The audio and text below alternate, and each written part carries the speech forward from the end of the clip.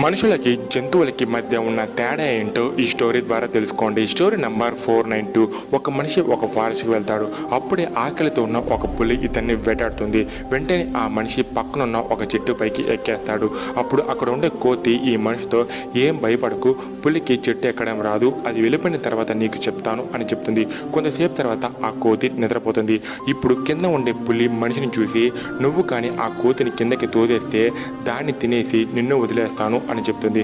వెంటనే ఆ మనిషి ఆ కోతిని కిందకి తోసేస్తాడు.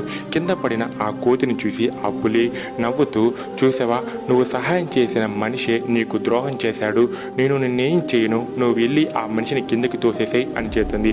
అప్పుడు ఆ కోతి, నమ్మి వచ్చిన వారిని నమ్మక ద్రోహం చేయడానికి నేనేం మనిషిని కాదు అని చెప్తుంది.